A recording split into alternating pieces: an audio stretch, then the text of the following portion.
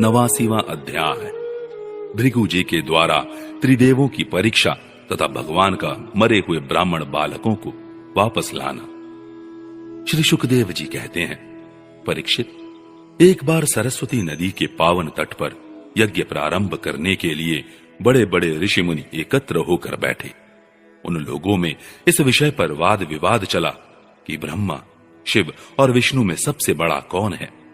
परीक्षित, उन लोगों ने यह बात जानने के लिए ब्रह्मा, विष्णु और शिव की परीक्षा लेने के उद्देश्य से ब्रह्मा के पुत्र भृगु जी को उनके पास भेजा। महर्षि भृगु सबसे पहले ब्रह्मा जी की सभा में गए।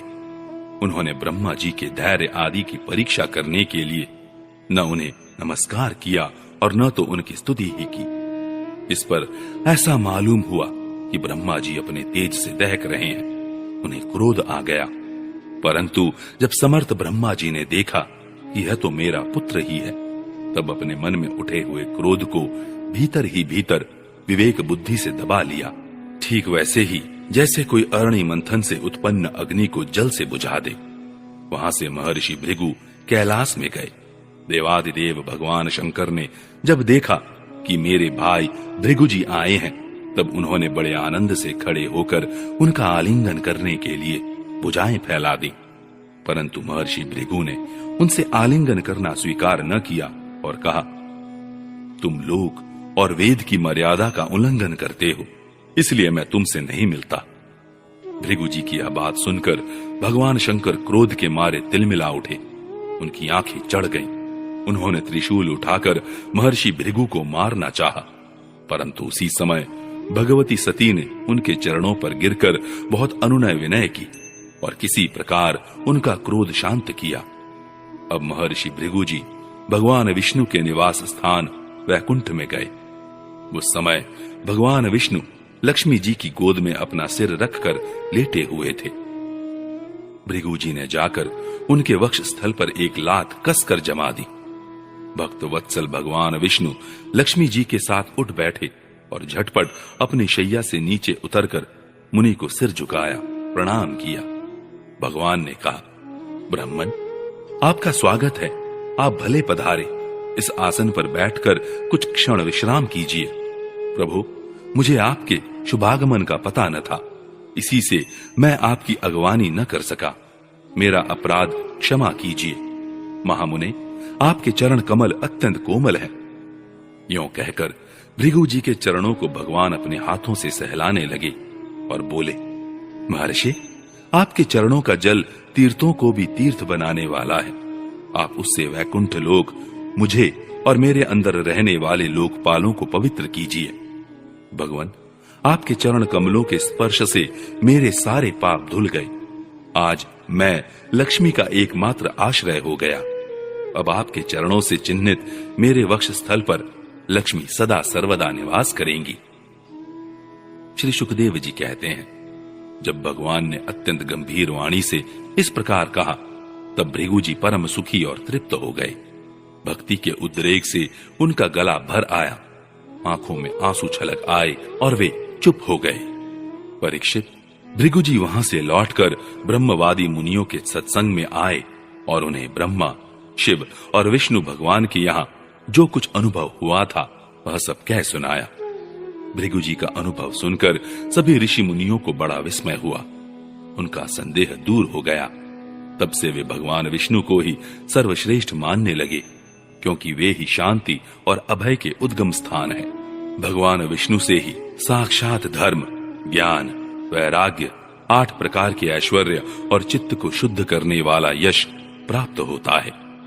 शांत, समचित्त, अकिंचन और सबको अभय देने वाले साधु मुनियों की वे ही एकमात्र परम गति है, ऐसा सारे शास्त्र कहते हैं। उनकी प्रिय मूर्ति है सत्व और इष्ट देव हैं ब्राह्मण। निष्काम, शांत और निपुण बुद्धि पुरुष उनका भजन करते हैं।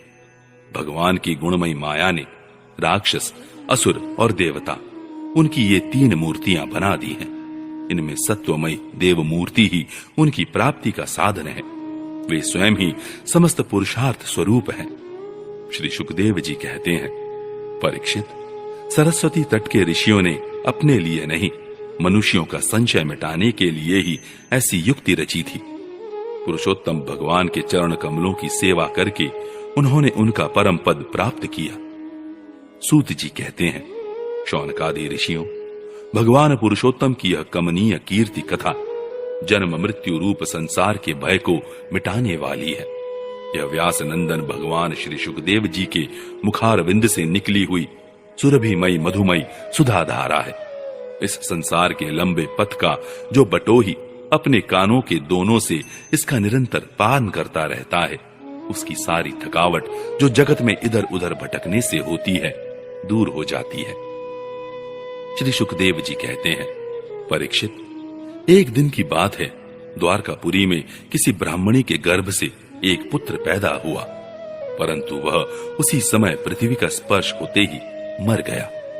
ब्राह्मण अपने बालक का मृत शरीर लेकर राजमहल के द्वार पर गया और वहां उसे रखकर अत्यंत आतुरता और दुखी मन से विलाप करता हुआ यह कहने लगा, इसमें संदेह नहीं कि ब्राह्मण द्रोही, धूर्त, कृपण और विषयी राजा के कर्म दोष से ही मेरे बालक की मृत्यु हुई है। जो राजा हिंसा परायण, दुहशील और अजितेंद्रिय होता है, उसे राजा मानकर सेवा करने वाली प्रजा दरिद्र होकर दुख पर दुख भोगती रहती है और उसके सामने संकट पर संकट आते रहते हैं। परीक्षित, इसी प्रकार अपने दूसरे और तीसरे बालक के भी पैदा होते ही मर जाने पर वह ब्राह्मण लड़के की लाश राजमहल के दरवाजे पर डाल गया और वही बात कह गया। नवे बालक के मरने पर जब वह वहां आया, तब उस समय भगवान श्री कृष्ण के पास अर्जुन भी बैठे हुए थे। उन्होंने ब्राह्मण की बात सुनकर उससे कहा, ब्राह्मण, आपके निवास स्थान द्वारका में कोई धनुषधारी क्षत्रिय नहीं है क्या? मालूम होता है कि ये यदुवंशी ब्राह्मण हैं और प्रजा पालन का परित्याग करके किसी यज्ञ में बैठे हुए हैं। जिनके राज्य में धन, स्त्री अथवा पुत्रों से वियुक्त होकर ब्राह्मण दुखी होते हैं, वे क्षत्रिय नहीं हैं। क्षत्रिय के वेश में पेट पालने वाले नट हैं, उनका जीवन व्यर्थ है। भगवान, मैं समझता हूं कि आप स्त्री पुरुष अपने पुत्रों की मृत्यु से दीन हो रहे हैं। मैं आपकी संतान की रक्षा करूंगा। यदि मैं अपनी प्रतिज्ञा पूरी न कर सका तो आग में कूदकर जल मरूंगा और इस प्रकार मेरे पाप का प्रायश्चित हो जाएगा। ब्राह्मण ने कहा, अर्जुन, यहां बलराम जी, भगवान श्री कृष्ण, धनुर्धर शिरोमणि प्रद्युम्न, अद्वितीय योद्धा अनिरुद्ध भी जब मेरे बालकों की रक्षा करने में समर्थ नहीं है, इन जगदीश्वरों के लिए भी यह काम कठिन हो रहा है, तब तुम इसे कैसे करना चाहते हो? सचमुच यह तुम्हारी मूर्खता है। हम तुम्हारी इस बात पर बिल्कुल विश्वास नहीं करते। अर्जुन ने कहा, ब्राह्मण, मैं बलराम, श्री कृष्ण अथवा प्रद्युम्न नहीं हूं। मैं हूं अर्जुन, जिसका गांडीव नामक धनुष विश्वविख्यात है। ब्राह्मण देवता, आप मेरे बल पौरुष का तिरस्कार मत कीजिए। आप जानते नहीं, मैं अपने पराक्रम से भगवान शंकर को संतुष्ट कर चुका हूं। भगवान, मैं आपसे अधिक क्या कहूं? मैं युद्ध में साक्षात मृत्यु को भी जीतकर आपकी संतान ला दूंगा। परीक्षित, जब अर्जुन ने उस ब्राह्मण को इस प्रकार विश्वास दिलाया, तब वह लोगों से उनके बल पौरुष का बखान करता हुआ बड़ी प्रसन्नता से अपने घर लौट गया। प्रसव का समय निकट आने पर ब्राह्मण आतुर होकर अर्जुन के पास आया और कहने लगा, इस बार तुम मेरे बच्चे को मृत्यु से बचा लो। यह सुनकर अर्जुन ने शुद्ध जल से आचमन किया तथा भगवान शंकर को नमस्कार किया। फिर दिव्य अस्त्रों का स्मरण किया और गांडीव धनुष पर डोरी चढ़ाकर उसे हाथ में ले लिया। अर्जुन ने बाणों को अनेक प्रकार के अस्त्र मंत्रों से अभिमंत्रित करके प्रसव गृह को चारों ओर से घेर लिया। इस प्रकार उन्होंने सूतिका गृह के ऊपर, नीचे, अगल बगल बाणों का एक पिंजड़ा सा बना दिया।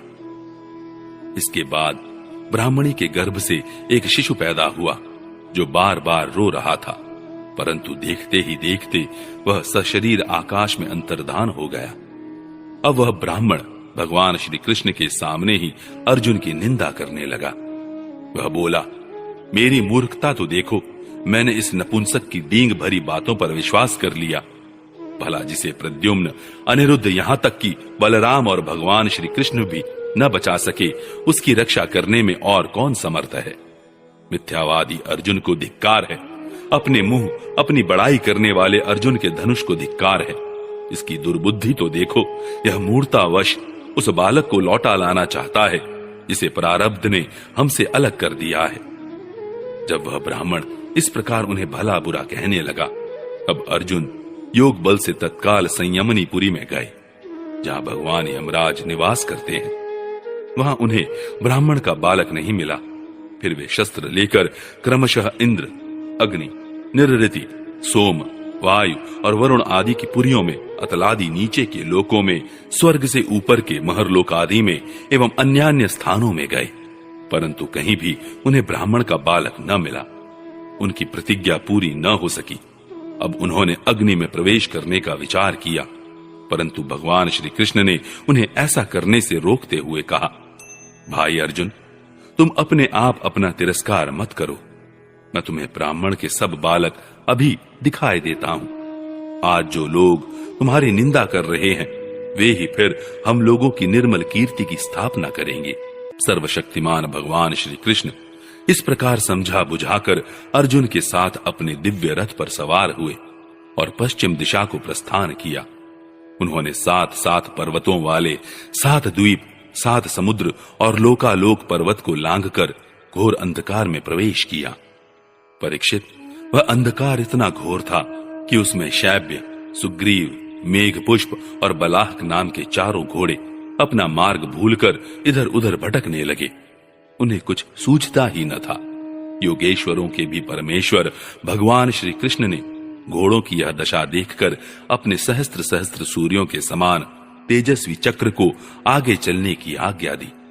सुदर्शन चक्र अपने ज्योतिर्मय तेज से स्वयं भगवान के द्वारा उत्पन्न उस घने एवं महान अंधकार को चीरता हुआ मन के समान तीव्र गति से आगे आगे चला। उस समय वह ऐसा जान पड़ता था मानो भगवान राम का बाण धनुष से छूटकर राक्षसों की सेना में प्रवेश कर रहा हो। इस प्रकार सुदर्शन चक्र के द्वारा बतलाए हुए मार्ग से चलकर रथ अंधकार की अंतिम सीमा पर पहुंचा। उस अंधकार के पार सर्वश्रेष्ठ पारावार रहित व्यापक परम ज्योति जगमगा रही थी। उसे देखकर अर्जुन की आंखें चौंधिया गईं और उन्होंने विवश होकर अपने नेत्र बंद कर लिए। इसके बाद भगवान के रथ ने दिव्य जल राशि में प्रवेश किया। बड़ी तेज आंधी चलने के कारण उस जल में बड़ी बड़ी तरंगे उठ रही थीं, जो बहुत ही भली मालूम होती थी। वहां एक बड़ा सुंदर महल था। उसमें मणियों की सहस्त्र सहस्त्र खंबे चमक चमक कर उसकी शोभा बढ़ा रहे थे और उसके चारों ओर बड़ी उज्जवल ज्योति फैल रही थी। उसी महल में भगवान शेष जी विराजमान थे। उनका शरीर अत्यंत भयानक और अद्भुत था। उनके सहस्त्र सिर थे और प्रत्येक फण पर सुंदर सुंदर मणियां जगमगा रही थी। प्रत्येक सिर में 2-2 नेत्र थे और वे बड़े ही भयंकर थे। उनका संपूर्ण शरीर कैलाश के समान श्वेत वर्ण का था और गला तथा जीभ नीले रंग की थी। परीक्षित, अर्जुन ने देखा कि शेष भगवान की सुखमयी शैया पर सर्वव्यापक महान प्रभावशाली परम पुरुषोत्तम भगवान विराजमान है। उनके शरीर की कांति वर्षाकालीन मेघ के समान श्यामल है। अत्यंत सुंदर पीला वस्त्र धारण किए हुए हैं। मुख पर प्रसन्नता खेल रही है और बड़े बड़े नेत्र बहुत ही सुहावने लगते हैं। बहुमूल्य मणियों से जटित मुकुट और कुंडलों की कांति से सहस्त्र घुंघराली अलकें चमक रही हैं। लंबी लंबी सुंदर 8 भुजाएं हैं। गले में कौस्तुभ मणि है। वक्ष स्थल पर श्रीवत्स का चिन्ह है और घुटनों तक वनमाला लटक रही है। अर्जुन ने देखा कि उनके नंद सुनंद आदि अपने पार्षद चक्र सुदर्शन आदि अपने मूर्तिमान आयुध तथा पुष्टि, श्री, कीर्ति और अजा, ये चारों शक्तियां एवं संपूर्ण रिद्धियां ब्रह्मादि लोकपालों के अधीश्वर भगवान की सेवा कर रही हैं। परीक्षित, भगवान श्री कृष्ण ने अपने ही स्वरूप श्री अनंत भगवान को प्रणाम किया। अर्जुन उनके दर्शन से कुछ भयभीत हो गए थे। श्री कृष्ण के बाद उन्होंने भी उनको प्रणाम किया और वे दोनों हाथ जोड़कर खड़े हो गए। अब ब्रह्मादि लोकपालों के स्वामी भूमा पुरुष ने मुस्कुराते हुए मधुर एवं गंभीर वाणी से कहा, श्री कृष्ण और अर्जुन, मैंने तुम दोनों को देखने के लिए ही ब्राह्मण के बालक अपने पास मंगा लिए थे। तुम दोनों ने धर्म की रक्षा के लिए मेरी कलाओं के साथ पृथ्वी पर अवतार ग्रहण किया है। पृथ्वी के भार रूप दैत्यों का संहार करके शीघ्र से शीघ्र तुम लोग फिर मेरे पास लौट आओ। तुम दोनों ऋषिवर नर और नारायण हो। यद्यपि तुम पूर्ण काम और सर्वश्रेष्ठ हो, फिर भी जगत की स्थिति और लोक संग्रह के लिए धर्म का आचरण करो। जब भगवान भूमा पुरुष ने श्री कृष्ण और अर्जुन को इस प्रकार आदेश दिया, तब उन लोगों ने उसे स्वीकार करके उन्हें नमस्कार किया और बड़े आनंद के साथ ब्राह्मण बालकों को लेकर जिस रास्ते से जिस प्रकार आए थे, उसी से वैसे ही द्वारका में लौट आए। ब्राह्मण के बालक अपनी आयु के अनुसार बड़े बड़े हो गए थे। उनका रूप और आकृति वैसी ही थी जैसी उनके जन्म के समय थी। उन्हें भगवान श्री कृष्ण और अर्जुन ने उनके पिता को सौंप दिया। भगवान विष्णु के उस परम धाम को देखकर अर्जुन के आश्चर्य की सीमा न रही। उन्होंने ऐसा अनुभव किया कि जीवों में जो कुछ बल पौरुष है, वह सब भगवान श्री कृष्ण की ही कृपा का फल है। परीक्षित, भगवान ने और भी ऐसी अनेकों ऐश्वर्य और वीरता से परिपूर्ण लीलाएं की। लोक दृष्टि में साधारण लोगों के समान सांसारिक विषयों का भोग किया और बड़े बड़े महाराजाओं के समान श्रेष्ठ श्रेष्ठ यज्ञ किए।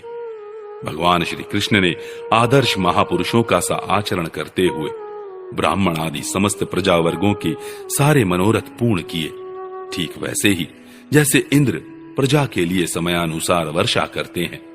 उन्होंने बहुत से अधर्मी राजाओं को स्वयं मार डाला और बहुतों को अर्जुन आदि के द्वारा मरवा डाला। इस प्रकार धर्मराज युधिष्ठिर आदि धार्मिक राजाओं से उन्होंने अनायास ही सारी पृथ्वी में धर्म मर्यादा की